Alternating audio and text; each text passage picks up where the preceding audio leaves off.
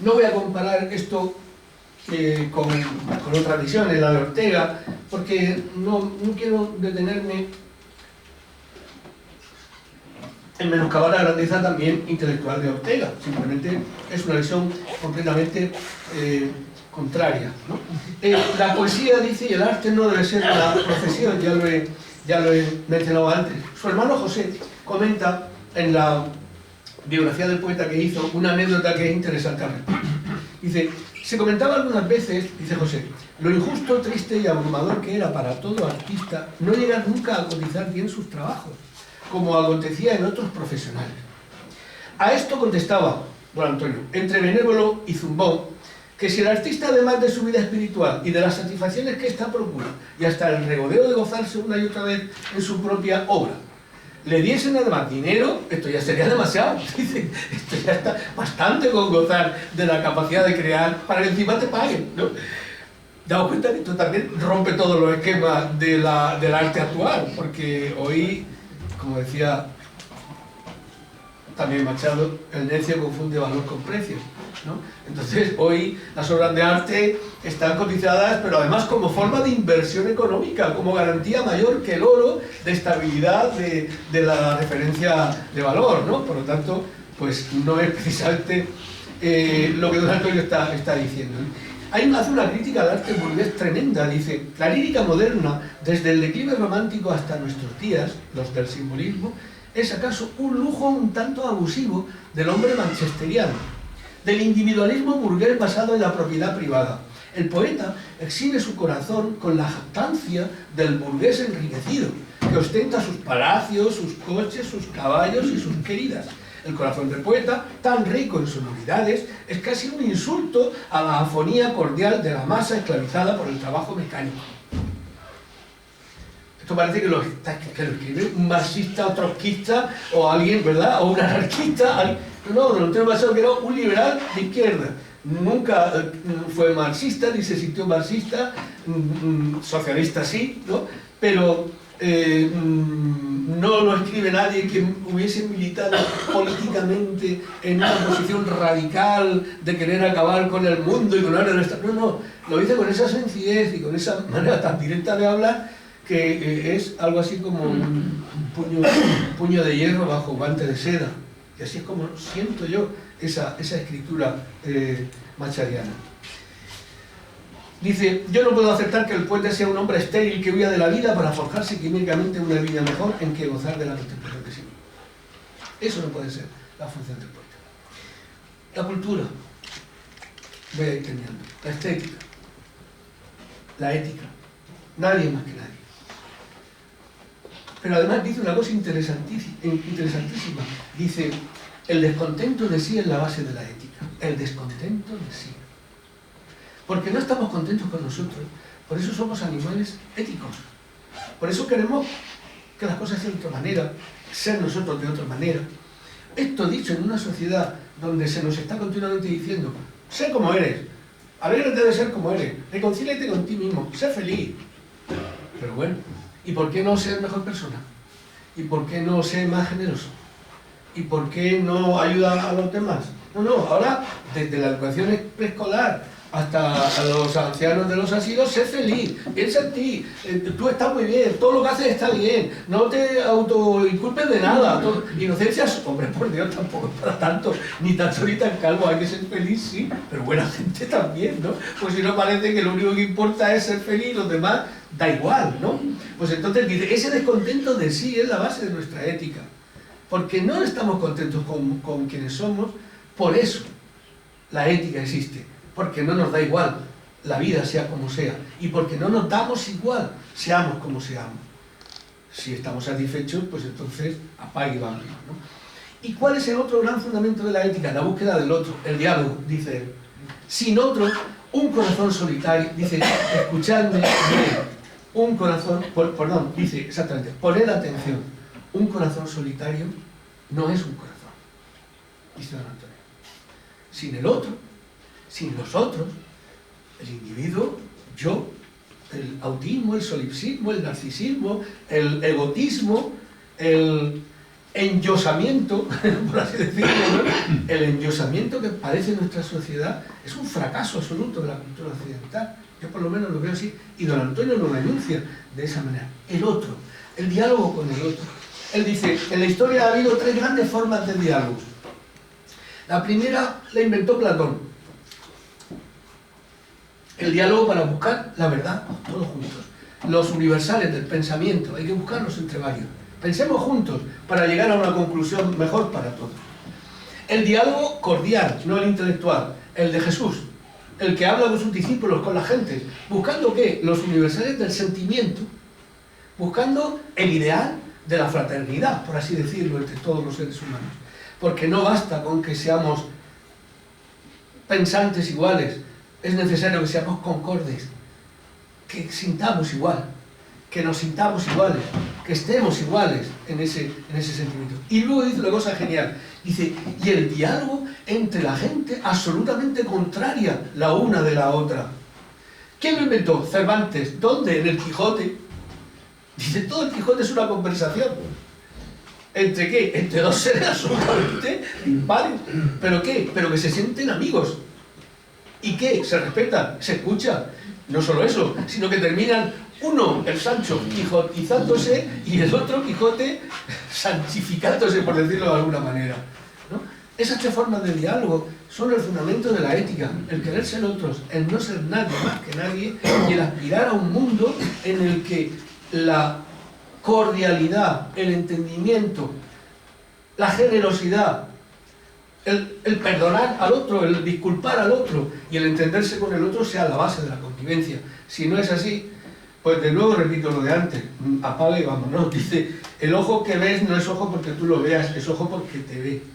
Para dialogar, preguntar primero, después escuchar. O todo narcisismo es un vicio feo, y ya viejo vicio. O no es el yo fundamental eso que busca el poeta, sino el tú esencial, dice don Antonio. Y por último, ya termino, la política. También la política, para don Antonio, está impregnada de esta demofilia de la que vengo hablando, del amor al pueblo. Nadie, como él, encarna pues ese compromiso con el pueblo.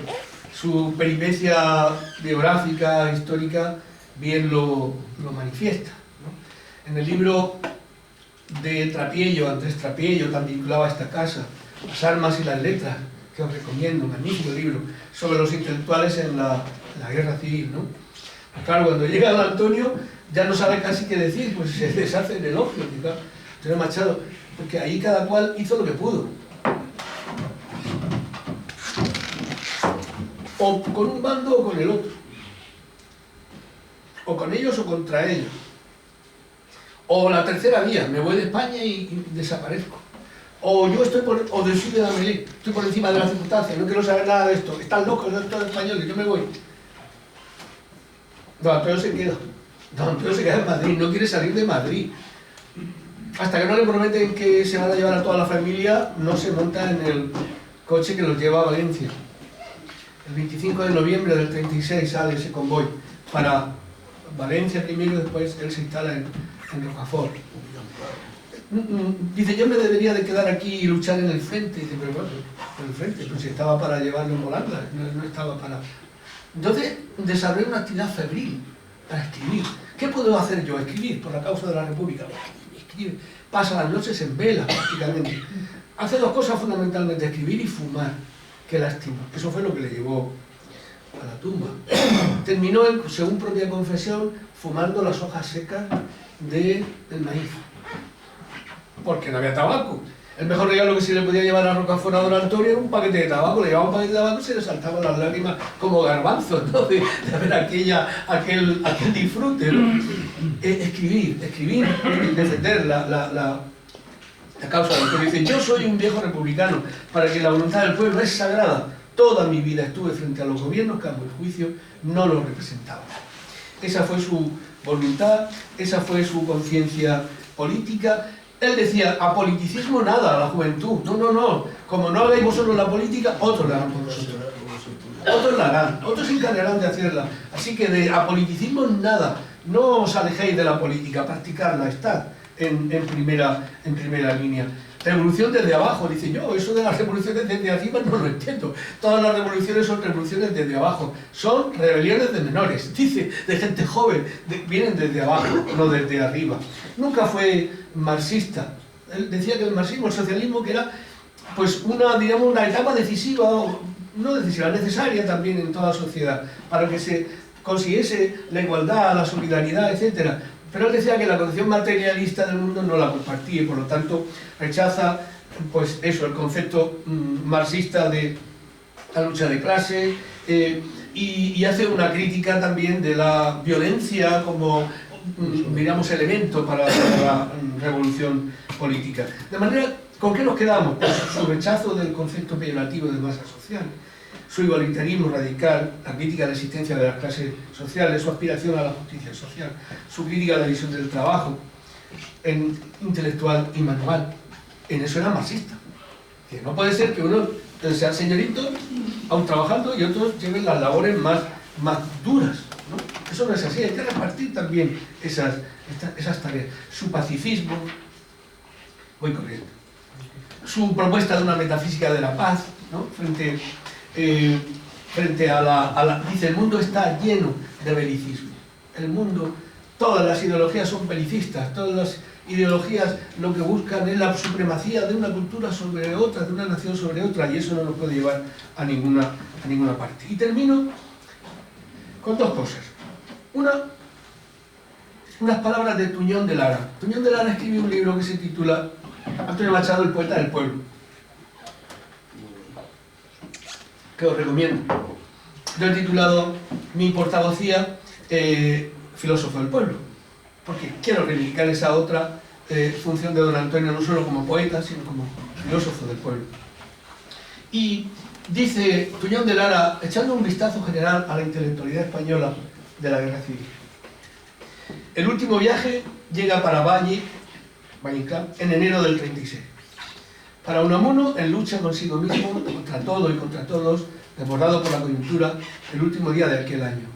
Los institucionistas, salvo algunas excepciones, Negrín, de los Ríos, que persistían en 1931 en la utopía educacional y acaparaban despachos, se colocan au-dessus de la mêlée, como Baroja, como Azorín, republicano ocasional del 31. De Ortega, más vale silenciar lo ocurrido. Los teóricos de las élites, los que no tenían fe en el hombre sencillo del pueblo al despuntar el siglo, abandonan el campo. No tienen nada que hacer ni que decir cuando este hombre sencillo es el primer protagonista de la historia. Con ese hombre a secas solo ha quedado Machado, de aquellos jóvenes contertulios de Fornos al agonizar el otro siglo. Machado, casi desnudo, como los hijos de la mar, pero en medio de su pueblo, en éxodo. Machado, enterrado en tierra francesa, pero envuelto en la bandera de su pueblo, por oficiales del ejército de su pueblo. En el 98, Antonio Machado fue el único que pasó de ser el intelectual republicano pequeño burgués a ser el poeta y el escritor, ideológicamente hablando, de los que ganan su pan con el trabajo diario. Dice Machado: dentro de la guerra hay un deber imperioso que el filósofo menos que nadie puede eludir, el de luchar y, si es preciso, el de morir al lado de los mejores. Yo quiero que sean sus palabras las que terminen esta portavocía, y recuerdo simplemente unos versos que son visionarios, de una premonición terrible, que son los últimos versos del retrato que abre Campos de Castilla y que todos conocemos. Y entonces me gustaría terminar con ese ejercicio de rememoración colectiva que don Antonio dice: y cuando llegue el día del último viaje y esté al partir la nave que nunca ha de tornar, me encontraréis a bordo, ligero de equipaje, casi desnudo, como los hijos de la mar. Muchas gracias.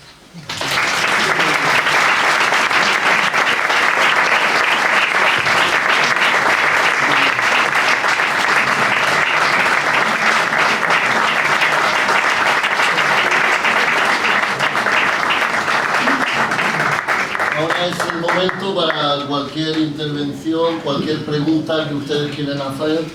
Me hacen una indicación y el profesor José Martínez al fondo. ¿Me toca ya? Sí, ha sido el primero, después... Bueno, pues en primer lugar, felicitarle porque ha hecho una exposición de Machado y precisamente es uno de mis ídolos también en cuanto a... Pero con la curiosidad de que yo no soy académico. Por lo tanto, yo me considero un hombre de a pie, o el hombre gris, y precisamente el pensamiento de Machado anima al hombre gris, al hombre normal, a participar y no tener miedo a la hora de participar con los académicos y con los doctos y con los filósofos y con los dogmáticos. Por supuesto, el hombre de la calle está totalmente marginado, diga lo que diga. Machado, y una de sus... Bueno, Machado sería para estudiar cada aspecto, como he dicho, cada aspecto de lo suyo sería para darle un seminario total. Bueno, pero me voy a centrar rápidamente porque estas cosas no tampoco quiero acaparar mucho tiempo. Él mismo invita a la pregunta, y en Juan de Mairena dice, preguntar siempre, esa inquietud de preguntar, dice que por muy absurdas que sean las preguntas, más absurdas van a ser las respuestas. Por supuesto se refiere al dogmático, al que le va a contestar y le va a hacer comulgar con Hora del Molino, pero él invita a esa pregunta popular, a esa pregunta. Bueno, preguntar como los niños hacen. Preguntar, exacto. Entonces, bueno, un par de observaciones respecto a Machado. Lo grande para mí de Machado es que, a pesar de la gran sabiduría que encierra todo su pensamiento, él no es dogmático.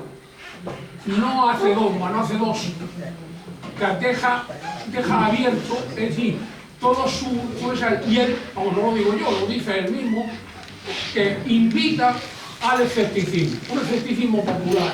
Y él dice, y él precisamente dice, ser escéptico, dice que terminarás dudando, dice, dudar siempre, que terminarás dudando de tu propia duda.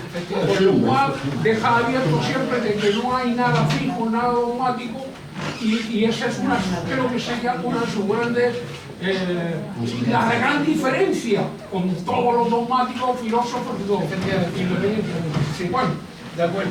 Para rápidamente, hay un concepto que se lo dejo abierto para debatir en algún momento, que es el concepto del pueblo. Yo creo que el concepto del pueblo, lo popular, desde el temos democracia, del pueblo y gratos poderes, el concepto del pueblo no está bien definido.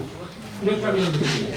Por eso siempre hay confusión. Para mí, y esto es un apunte simplemente de pasada, para mí uno de los que mejor han tenido ese concepto ha sido Agustín García Calvo, cuando distingue perfectamente individuo y pueblo. Entonces el pueblo lo sitúa en el lenguaje, entonces siempre de razón común el lenguaje habla pueblo. Cuando habla con opiniones y tal, habla el individuo, por lo cual no es pueblo. Pero bueno, eso sería ya un debate y un análisis que lo dejo apuntado para terminar. Mi pregunta sería si me podrías, ya que nos estamos tuteando, Sí.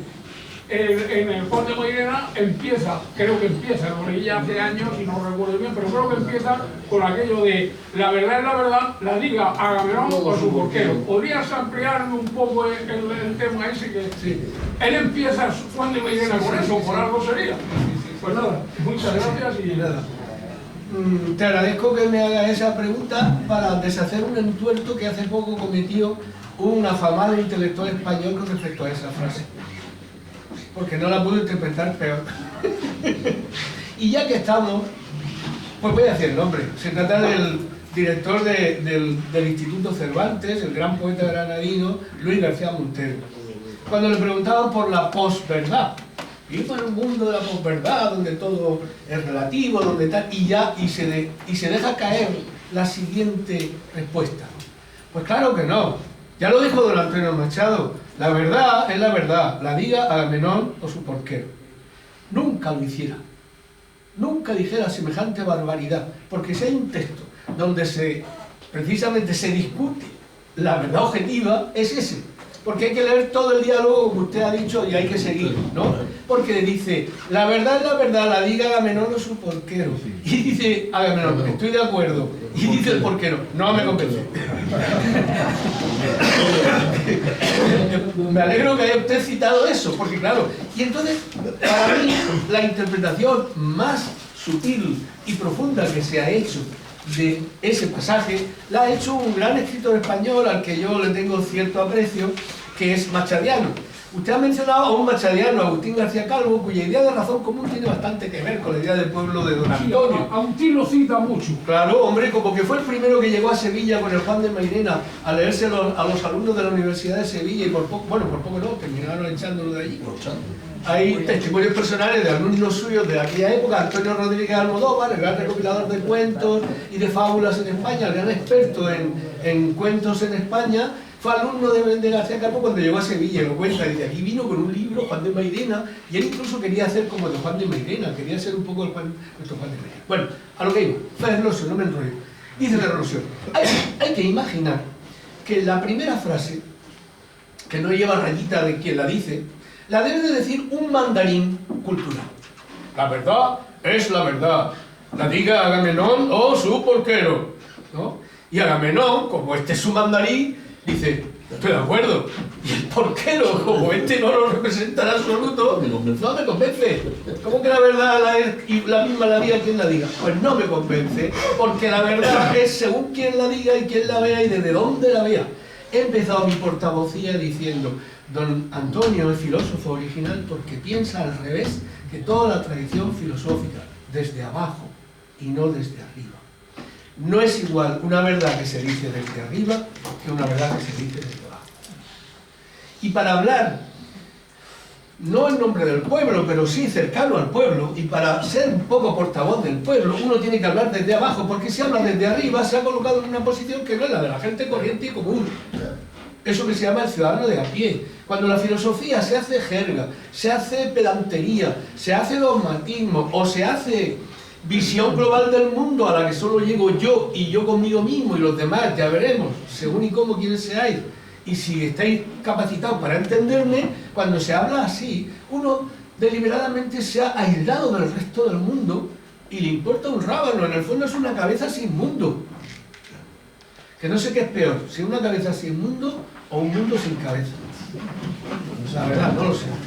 Puesto a pensarlo, no lo sé, porque la soberbia de una cabeza sin mundo es tan terrible como puede ser lo contrario. Vale. Aquí hay una pregunta. Y cuando dice Machado lo de y tu verdad, no la verdad, y ven conmigo a buscarla, la tuya guárdate. Esa es la cosa. La continuación. Efectivamente, esa es la otra cita Sí. perfecta que conviene a lo que estábamos diciendo. La verdad no es una propiedad individual. Claro. La verdad, como en el diálogo platónico, es algo que se persigue juntos. Es algo a lo que se aspira. Es lo que he llamado yo antes, lo llama él, no es que lo haya llamado yo, los universales del pensamiento. Hay que buscar los universales del pensamiento, los puntos en los cuales todos estemos de acuerdo. Pero ¿cómo vamos a buscar eso? Juntos, tu verdad, ¿no? La tuya guarda. O cuando dices para dialogar, primero, escuchar. Ese es un consejo para todos los españoles que nos viene genial, ¿no? Eso de para dialogar, primero escuchar, porque todos entendemos que dialogar consiste en que le voy a decir al otro lo que pienso y se va a enterar. Eso es dialogar. Yo te lo voy a decir. Es más, no hace falta que me contestes porque lo que tú piensas ya lo sé yo. Ese es nuestro sentido del diálogo. Entonces, me parece genial lo que acabas de decir, porque justo esa es la idea de la verdad, del diálogo. No, me hace gracia porque lo ponen con mayúscula, lo de la verdad. Y Sí. sale con mayúscula. Sí. La tuya guárdatela, es decir, no me vengas con tu verdad aquí en plan normal. Perdón, hay Juan. Disculpadme que me Habla un poco más alto, Juan. Digo que si cabría, no sé si es arriesgada la reflexión, si cabría hacer una lectura también, además de la que has dicho, más pedagógica del Juan de Mairena. Es decir, y aparte de lo que has dicho sobre la cultura y lo que incluso te ha hecho la versión que ha hecho el primero que ha empezado a preguntar en el debate, yo creo, no sé si por eso digo, no sé si el Juan de Mairena es el resultado de un enorme esfuerzo pedagógico demostrando que Machado no solo era un buen profesor, sino que era un buen educador. Y no sé, y no me gustaría saber lo que tú piensas, si detrás de esa obra en realidad alienta una pedagogía, de luego no una pedagogía reflectaria, rígida, de contenido cerrado, sino una pedagogía abierta, una especie de modelo pedagógico que impulsa a los chicos a pensar algo que cada vez que algunos en las artes no están desmotivados, nos falta deseo para entrar al impulso del aprendizaje y que debe. No puedo estar más de acuerdo con lo que tú dices, Juan, porque para mí, Juan de Mairena, aparte de un filósofo del pueblo, es un educador, es un maestro, en el sentido más hermoso que tiene esa palabra, es un maestro. Y no hay que olvidar, yo lo he mencionado de pasada, que detrás del Juan de Mairena y del personaje está la Institución Libre de Enseñanza, está Giner de los Ríos y está el espíritu. No recuerdo ahora mismo, es un institucionalista, y se me ha ido el nombre ahora mismo, que dice, no, lo dice Tuñón de Lara, dice, la criatura más perfecta de la Institución Libre de Enseñanza es el Juan de Mairena. Abundando en esto que tú acabas de decir muy acertadamente, es decir, el espíritu de Juan de Mairena no es el de un filósofo aislado, es el de alguien que conversa con sus alumnos, dice además de una forma enternecedora. Dice, Juan de Mairena se dirigía siempre a los alumnos de la primera fila, que eran los más torpes. Allí es donde sentaban los más torpes. Y hablaba preferentemente con ellos.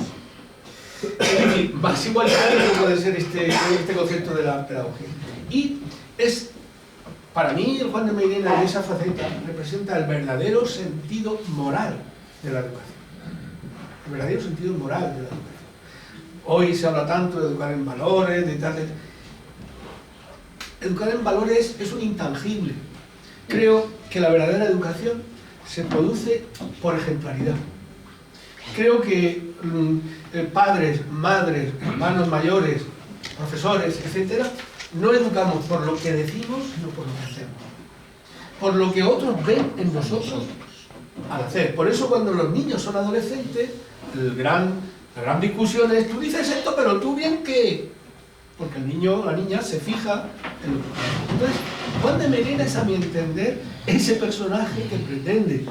Dice, primera condición para que en un aula se trabaje bien. Dice, genial, la benevolencia. Si no nos queremos bien, si no os fiáis de mí y yo no me fío de vosotros, no hacemos nada aquí.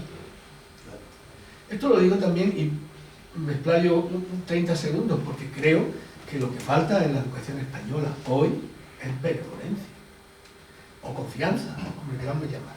De los padres en los profesores, de los alumnos en los profesores, de la inspección en los profesores, de los profesores en los padres y en los alumnos.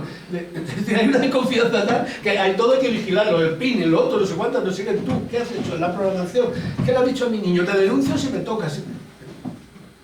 Una cosa tremenda, es decir, si no nos queremos bien, ni podemos educarnos, ni podemos curarnos, ni podemos convivir, ni podemos hablar, ni podemos hacer nada. Entonces, ese intangible que es la benevolencia y la educación, a mi entender, lo ha dicho perfecto. Lo encarna Juan de Mairena como pocos en su actitud en el aula.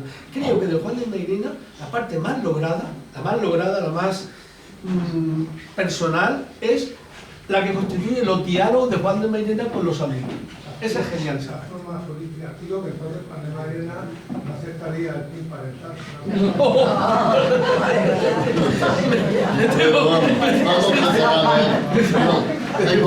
Hay una última palabra pedida, por favor. Alicia. La respuesta está inmediatamente después de lo famoso de Agamenón. No mira vos porque es que lo tengo mal. Y es lo que viene después. Señor Pérez, salga usted al escriba usted los eventos consuetudinarios que acontecen en la Rúa. Póngalo usted en culto. No, el lenguaje poético. El lenguaje poético. Póngame eso en lenguaje Lo que poético. pasa en la calle. Ya está. Claro, ahí está todo. Ya está todo dicho. Eso es una moral, una estética, Perfecto. todo. Ahí está todo dicho. Exacto. No, el mundo no es el conjunto de eventos consuetudinarios que acontecen en la rúa. Eso es un invento de un señor que quiere llamarlo así. El mundo es lo que pasa en la calle.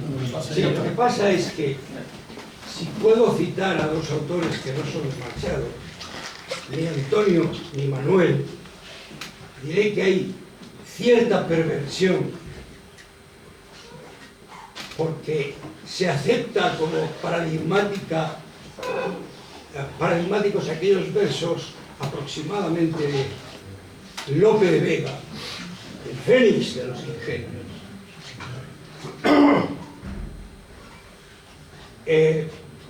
El vulgo es necio y pues lo paga, es justo hablarle el necio para darle los gustos. Otro autor, otro poeta, no tan conspicuo, pero que yo creo que tiene más razón, como es el fabulista del norte, Samaria, que dice de mujer por aquí, dice: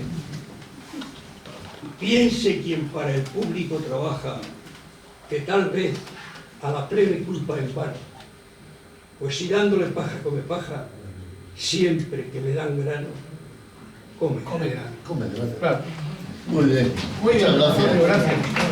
Bueno, pues muchas gracias a todos ustedes por la paciencia y el día 25 nos vemos aquí para hablar de ustedes.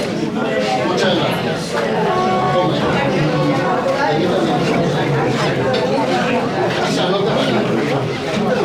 Esto es para ti porque te lo regalo. Ya que te ha ido al suelo, el profesor te regala.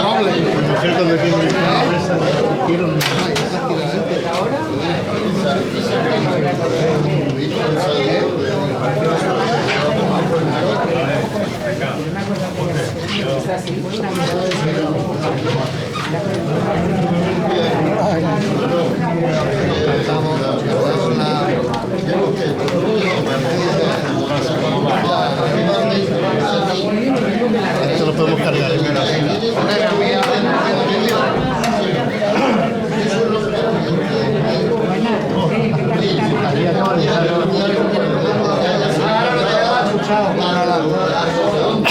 Ahora todo el mundo quiere salir a la isla. Y nadie se levantó y ha dicho siento. Jubilado, es que casi hombre jubilado.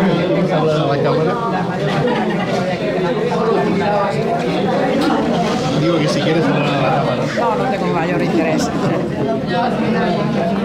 Adelante, venga a pasar.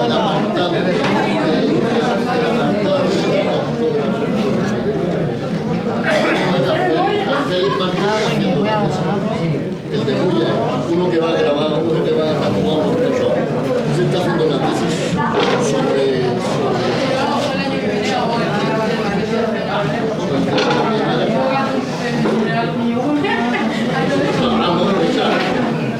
hablamos, no hay ningún problema.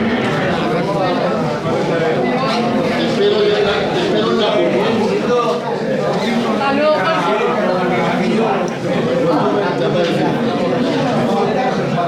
hombre, hermosura, hermosura.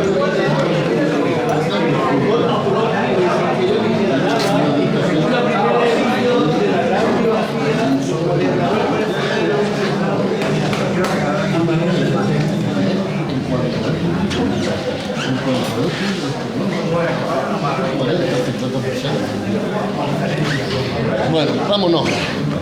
Estoy en la puerta, Pepe.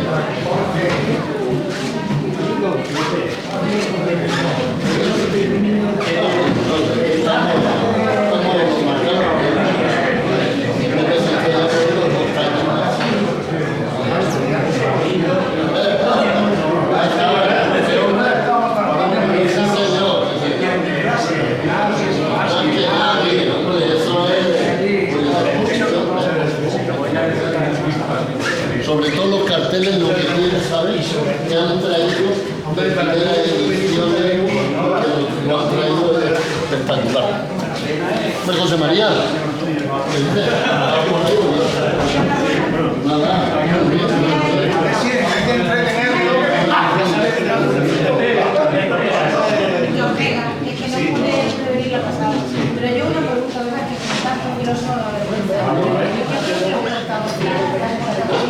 Vale, sí.